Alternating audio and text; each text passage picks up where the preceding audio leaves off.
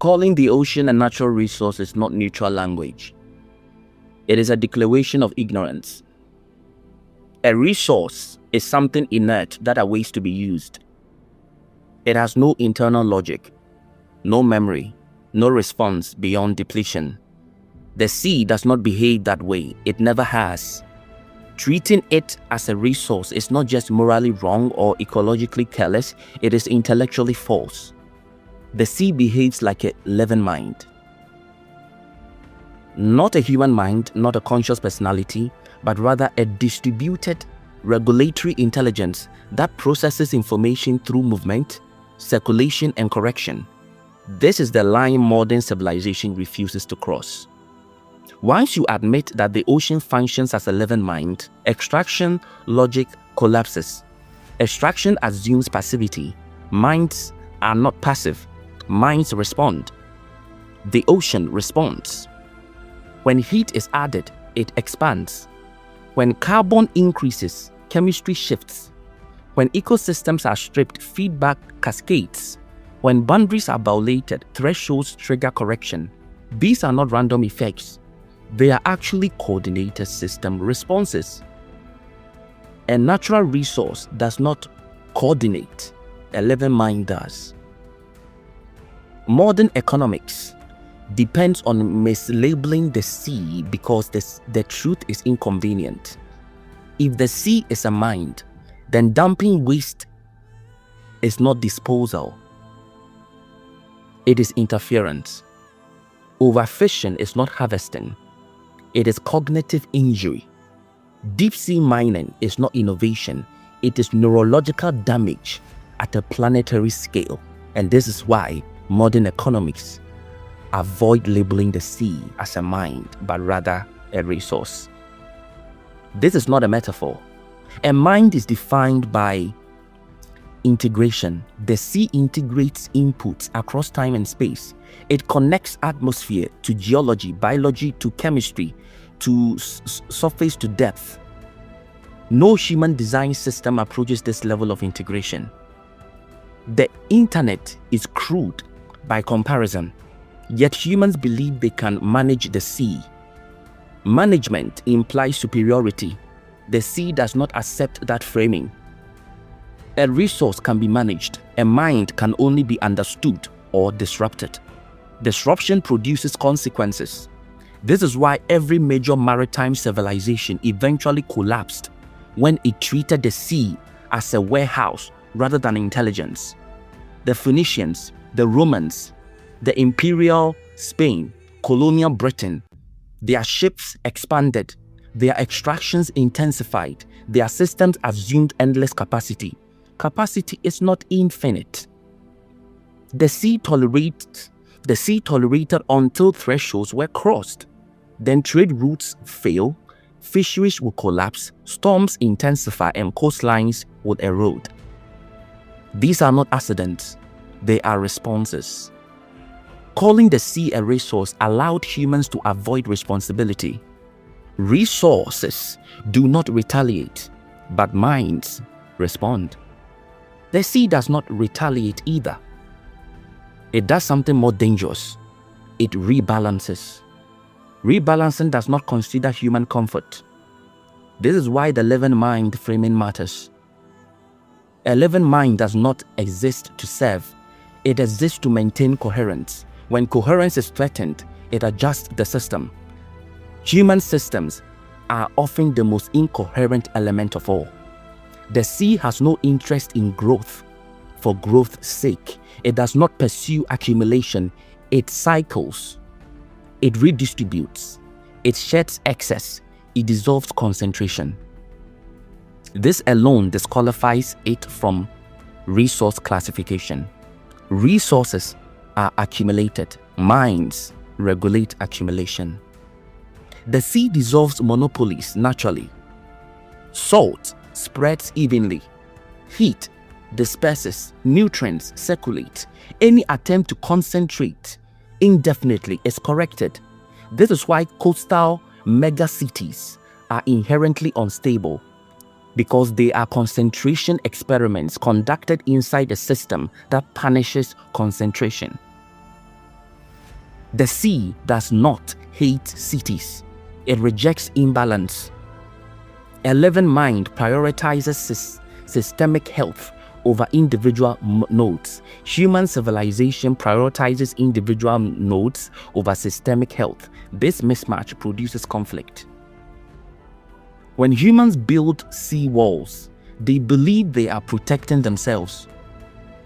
The sea reads this as obstruction. Energy does not disappear, it redirects. Erosion intensifies everywhere. Flooding increases downstream. The mind adapts. This is why purely technical solutions fail. They treat systems, not condition. They cannot out-engineer 11 mind without understanding its logic. Understanding requires humility. Modern science understands pieces of ocean behavior, but still speaks as if mastery is eminent. That confidence is misplaced. Mastery implies dominance. The sea is not subordinate to any human. 11 mind cannot be owned. This is why privatization of water always fails long term. You cannot own access points. You cannot own flow. Flow ignores contracts. It flows gradients. Gradients are law. The sea is 11 mind because it learns. Learning does not require neurons. Learning requires memory and adaptation. The sea stores heat anomalies. It remembers pollution signatures. It carries isotopic traces across centuries. It adjusts circulation based on past inputs. This is learning at a planetary scale. Human learning is fast and shallow. Ocean learning is slow and deep. This difference creates conflict. Humans change behavior quickly and expect systems to follow. The sea integrates slowly and then changes irrevocably. Humans interpret delay as permission. The sea treats delay as buffering. Once buffering capacity is exceeded, change accelerates suddenly. Humans call this surprise. The sea calls it correction. This is the signature of 11 mind, a non-linear response. Linear systems react proportionally. Minds do not. They absorb, they integrate, and then shift their state. Climate disruptions follow this pattern exactly. If the sea were a resource, warming would be linear. It is not. Feedback loops amplify. Ice melts, changes salinity. Salinity alters circulation. Circulation alters weather, and weather alters ecosystems. This is cognition in motion. Religion sensed this intelligence but misframed it. It turned the sea into a being to appease. Science sensed it but fragmented it into data sets. Neither confronted the full implication. Humans are operating inside another intelligence. This is what we have missed. Operating inside a mind you do not understand is very reckless. This is why ancient maritime cultures developed restraint. They did not dominate the sea because they could not. They simply read it.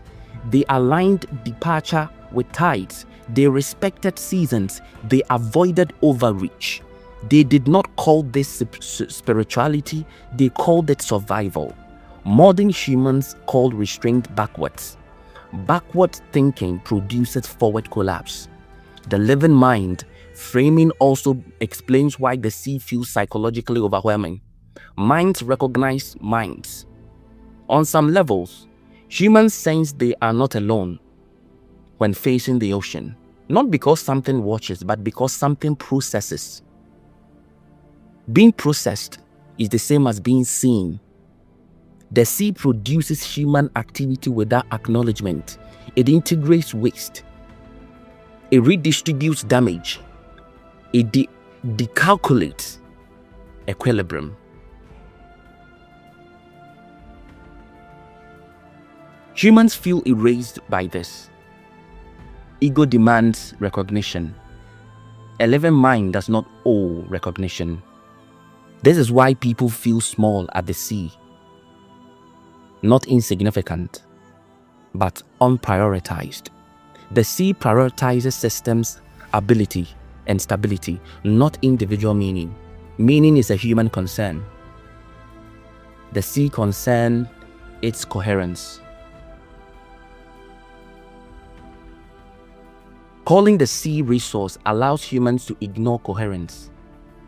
It allows short-term extraction without long-term responsibility. It allows dumping, dredging, drilling, depletion under the illusion of control. Control fails because premise is false. You cannot control a mind from inside it. You can only learn how it thinks. The sea thinks in cycles, not quarters. It thinks in gradient, not borders. It thinks in thresholds, not intentions. Once this is understood, the idea of sustainability changes. Sustainability is not about limiting damage. It's about maintaining cognitive compatibility with a larger intelligence. This requires redesign, not guilt.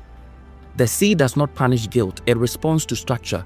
Structure includes coastlines, economies, agriculture, waste systems, and energy use. If these structures conflict with ocean cognition, collapse will follow. Not as a revenge, but as recalibration. This episode matters because until humans stop calling the sea a resource, every solution will be cosmetic. You do not heal a mind by mining it. You do not stabilize intelligence by fragmenting it. The sea is not raw material. It is the context that makes material meaningful. Remove the sea's regulation and land becomes uninhabitable. Atmosphere destabilizes, temperature extreme intensifies, life collapses. This is not future speculation, it is operational reality. Ocean cosmology insists on correct naming. Naming shapes behavior. When you name the sea as a living mind, automatically your relationship with it will change. Behavior changes. You start to listen, you adapt, you design with flow, not against it. When you name it as a resource, you extract and extract and extract until correction arrives. Correction is never gentle. It is mostly disastrous. The sea does not need protection because it is strong. And its strength goes back billions of years. Humans need protection from misunderstanding the sea rather. Understanding begins with abandoning the lie of passivity. The sea is not a resource. It is a living mind. You are already inside.